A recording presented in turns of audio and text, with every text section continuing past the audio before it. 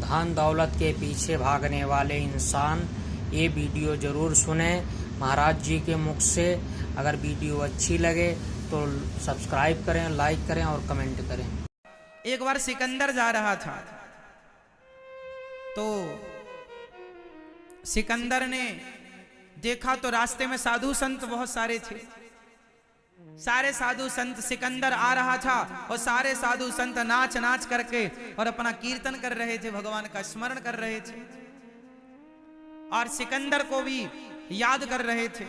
सिकंदर बड़ा खुश हुआ कि साधु संत, अच्छा सारे संत लोग सिकंदर की तारीफ कर रहे थे, उसको वाहवाही कर रहे थे, वाह सिकंदर वाह वाह।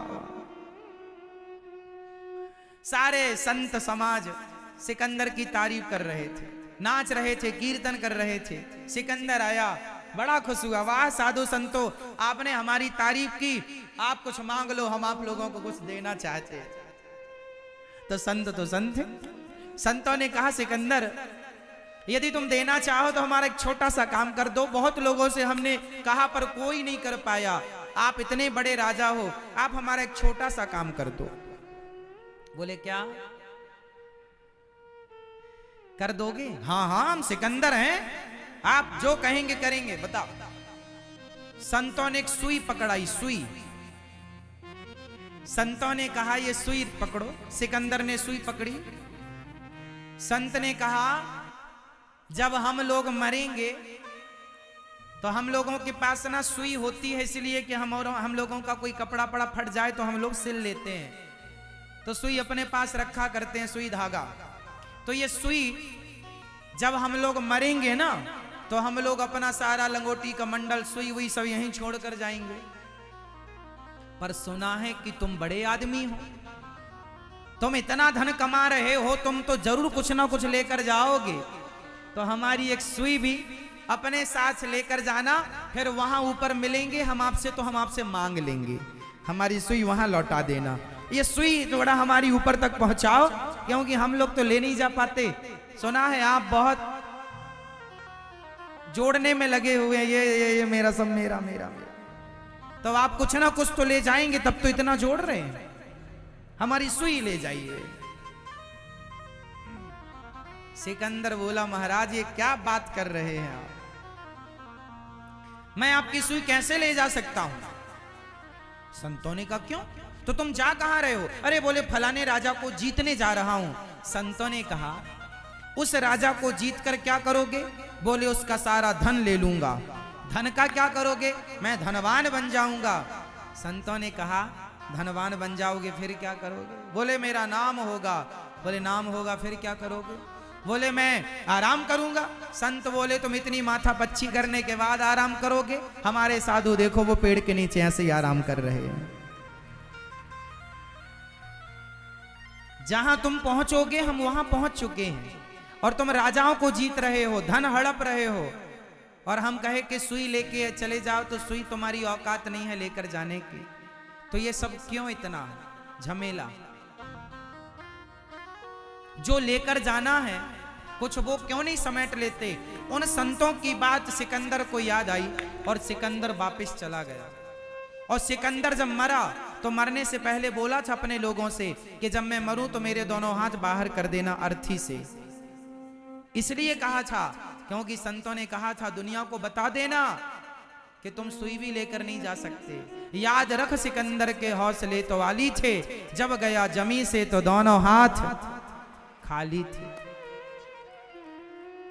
सुई आप में से कोई इंदौर वासी ये मदद कर सकता है? सुई वाली मैया आप ले जाओगे सुई? नहीं, आप हेल्प करेंगे संतों की? करो? कोई नहीं करेगा, बताओ। सुई भी साथ में नहीं जाना, पर झगड़ा देखो, सवेरे से शाम तक झगड़ा, कोर्ट कचहरी दिन भर झगड़ा। पेट आपका कितना छोटा सा है, आधा किलो भी आप नहीं खाते, आपके पेट की जरूरत कितनी है? आधा किलो भी आप नहीं खाते। एक बार जब भोजन करने बैठते हैं तो शायद कोई आधा खबक्कड़ ज्यादा हो तो आधा किलो खाए, 1 किलो खाए। वरना सामान्य आदमी 4 रोटी जरा सा दाल चावल सब्जी खाता, किलो भर मान लो, और क्या। खाना कितना है जरा सा, और जोड़ना कितना है, इतना सारा। इसलिए कहता हूं मरने के बाद तो सुई भी नहीं जाएगी, जाएगा तो जीते जी जाएगा। इसलिए जीते जी इन हाथों से भलाई करो, जीते जी इन हाथों से दान पुण्य करो। कौन हमारे साथ जाता है, हमारे साथ कौन जाता है बताओ? धनानि भूमौ पशवश्च गोष्ठे नारी गृहद्वारि जनः श्मशाने देहश्चितायां परलोक मार्गे धर्मानुगो गच्छति जीव एकः। हमारे साथ हमारी पत्नी नहीं, हमारा पुत्र नहीं, हमारा परिवार नहीं, हमारा धन दौलत मकान दुकान पद प्रतिष्ठा नहीं, हमारा शरीर नहीं, हमारा पुण्य और हमारा पाप हमारे साथ जाता है। जो पाप किया है, धर्म किया, वो संग चलेगा, अधर्म किया वो संग चलेगा। इसलिए अधर्म क्यों संग ले जाओ, धर्म ही धर्म ले जाओ। धर्मानुगो गच्छति जीव कहा, जो आपका धर्म है वो आपके संग चलता है। इसलिए कुछ अच्छे कर्म, कुछ धर्म कर लो इन हाथों से। कुछ अच्छा कर पाओ तो कर लेना, नहीं कर पाओ तो अलग विषय है ना। आप इंदौर वासी हैं और जानते हैं माता अहिल्याबाई होलकर जब ये छोटी सी थी, लगभग 10-12 साल की, तो अपने गांव में अपने पिताजी के यहां ये सबकी सेवा किया करती थी।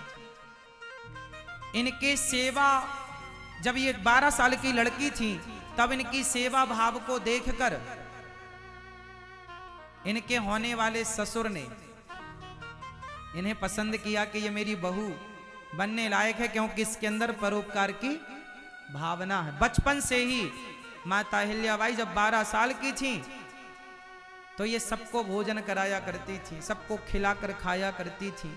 बच्ची थी, छोटी सी थी, लेकिन परोपकार की भावना बचपन से थी।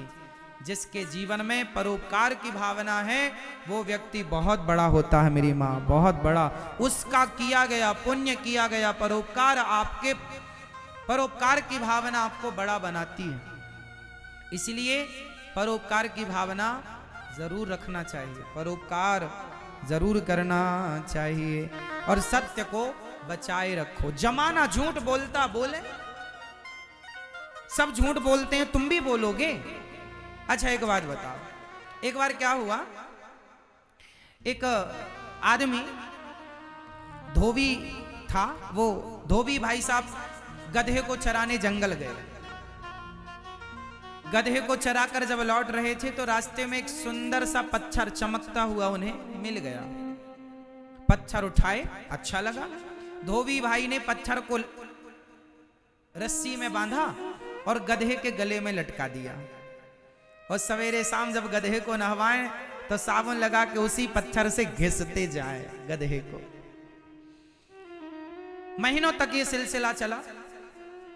एक दिन क्या हुआ कि वहां से कोई जौहरी गुजरा। जौहरी ने देखा, अरे गधे के गले में हीरा लटक रहा, और इतना बड़ा हीरा था कि उसकी कीमत करोड़ों की थी। पर धोबी को पता ना होने से वो गधे के पीठ को साफ करता, उससे पेट को साफ करता। जौहरी को लगा मैं कह दूंगा कि हीरा है तो अभी धोबी इसके भाव बढ़ा देगा। तो जौहरी ने बड़ी चतुराई से कहा, अरे भैया धोबी कैसे हो, अच्छे हैं, ये बताओ ये पत्थर कितने का दिया। धोबी बोला, भाई तुम्हें पत्थर खरीदना है, पत्थर क्यों खरीदना, अरे तुम्हारा पत्थर अच्छा लगा, चमकता है, थोड़ा हमें दे दो, सजाएंगे घर को, 5 रुपए में दोगे। बेचारा भोला भाला धोबी था, पता था नहीं, उसे लगा पत्थर के 5 रुपए मिल रहे हैं, तो उसने बेचारे ने दे दिया। 5 रुपए में वो हीरा ले आया। अब हीरा 5 रुपए में वो पत्थर समझ के जौहरी को देकर धोबी गधा लेकर चला गया जंगल के, मैं तो दूसरा पत्थर उठा लूंगा। पर हर पत्थर हीरा थोड़ी होता। अब जौहरी के हाथ में हीरा था, देखते ही देखते वह हीरा टुकड़े टुकड़े हो गया। जौहरी ने कहा, वाह रे हीरा, अभी तक गधे के गले में था, गधे को साफ कर रहा था, तब तू टूटा नहीं, और मुझ जैसे जौहरी के पास आया तो टूट कर टुकड़े टुकड़े हो गया। तब उस हीरे से आवाज आई। उस हीरे ने कहा, जौहरी भाई, गधे के पास मैं खुश था, धोबी के पास मैं खुश था, इसलिए कि वो तो मेरी कीमत ही नहीं जानता था। मैं उसके पास खुश था क्योंकि वो तो मेरी कीमत ही नहीं जानता था। लेकिन तुम तो जानते थे कि मेरी कीमत करोड़ों की है, और करोड़ों की कीमत थी मेरी, फिर भी तुमने मेरी कीमत कितनी लगाई? 5 रुपए। अज्ञानी व्यक्ति मेरी कदर ना करे तो समझ आता है, पर तुम जैसा ज्ञानी, तुम जैसा समझदार भी जब मेरी कीमत ना करे तो मैं तो टूट कर टुकड़े टुकड़े ही हो जाऊंगा। किसके बल पर मैं हीरा रहता? मैं हीरा जौहरियों के बल पर ही तो हूं। जौहरी कह दें कि ये पत्थर है तो जमाना लात मार के निकल जाएगा, और जौहरी कह दें किसी पत्थर को कि ये हीरा है तो उसकी कीमत करोड़ों की हो जाएगी। हीरे को हीरा हीरा नहीं बनाता, हीरे को हीरा जौहरी बनाता। जौहरी कह दें सारे मिलकर के ये पत्थर है तो जमाना उसे पत्थर मान लेगा। उस धोबी की क्या गलती थी? वो तो कीमत ही नहीं जानता था, तुम तो जानते थे। अच्छा आप बताओ, आप में से कितने लोग सच की कीमत जानते हैं?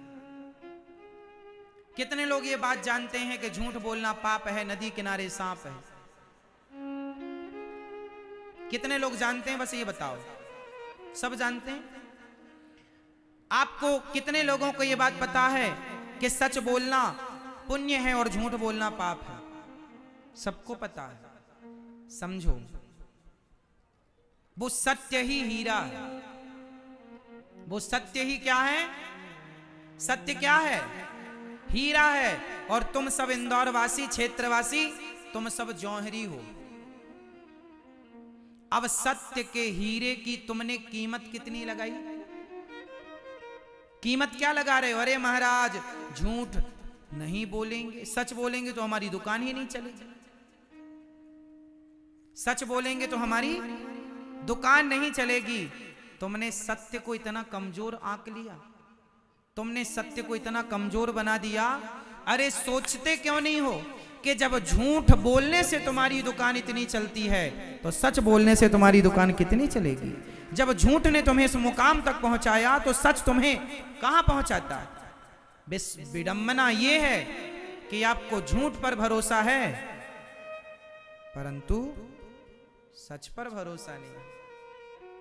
और एक बात बताएं, जमाना झूठ बोले तो बोले। गुरु वशिष्ठ जी ने कहा, भरत तुम राजा हो जाओ।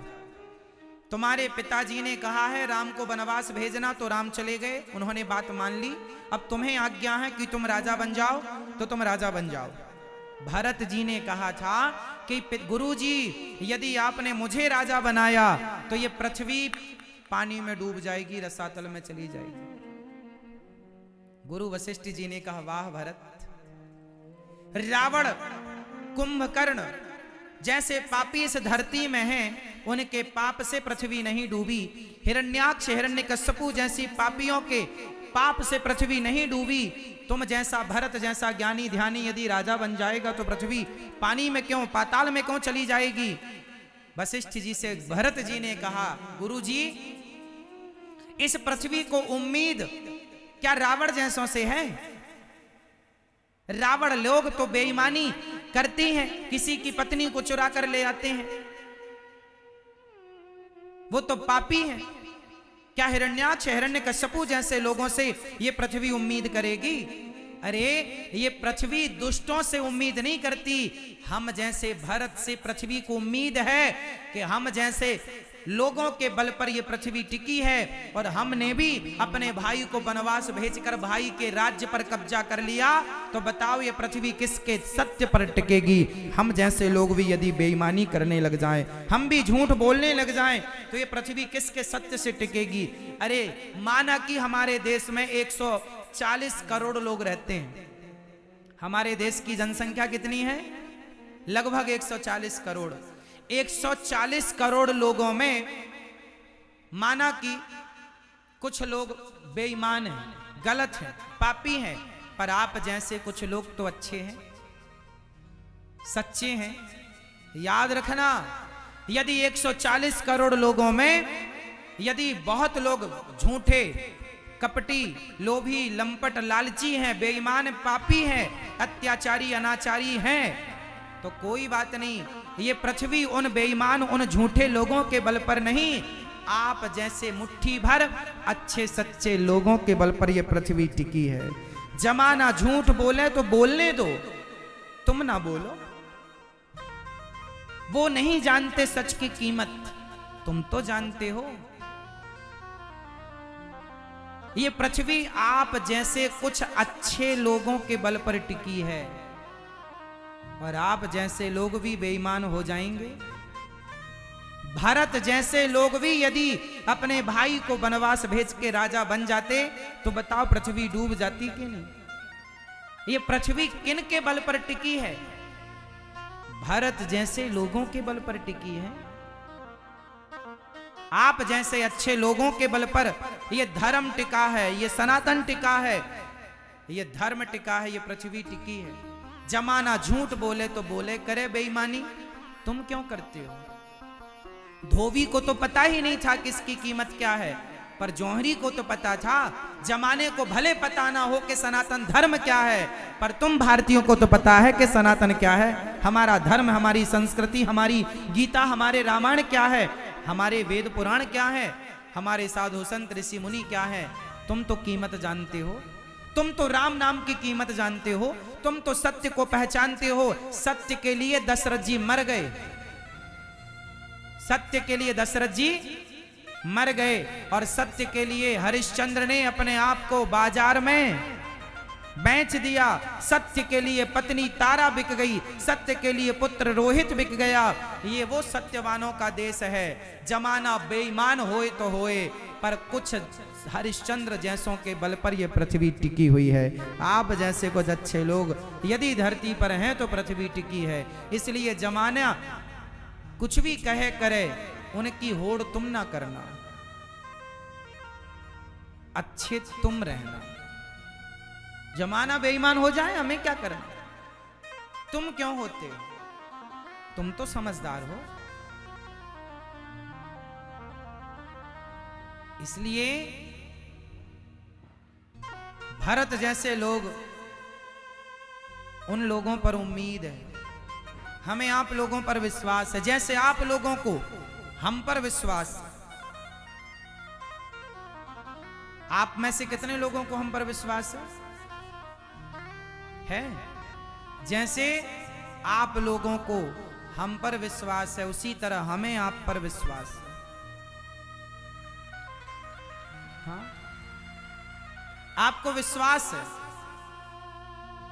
कि अनिरुद्धाचार्य जी झूठ नहीं बोलेंगे।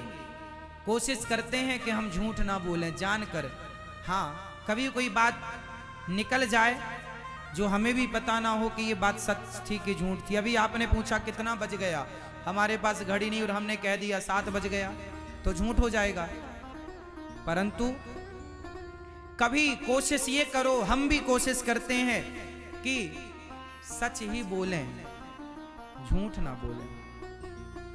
आप हमसे सच की उम्मीद करते हैं तो हम भी आपसे, हाँ, हमें बेईमानी करने से 1 करोड़ रुपए मिल रहा हो तो हम उस 1 करोड़ के पीछे ना भागेंगे। एक तरफ हमें ईमानदारी से 1000 रुपए मिल रहे हैं और बेईमानी से 1 करोड़, तो वो 1 करोड़ बेईमानी के अच्छे नहीं है साहब, वो 1000 1 करोड़ से बड़े हैं, क्योंकि ईमानदारी के। क्या करोगे उन पैसों का जो बेईमानी से कमाया? क्या करोगे? कितना भी बड़ा आलीशान बंगला बना लो बेईमानी करके, पर पूरे बंगले में तुम सो भी ना पाओगे। सोने के लिए 3x6 की जगह चाहिए। कितना भी साज सज्जा करवा लो, पर क्या करोगे इसका? कितना काम की है आपकी ये चीज। इसलिए बेईमानी करने दो जमाने को, तुम ना करो। तुम अच्छे रास्ते पर चलो, सच्चे रास्ते पर चलो।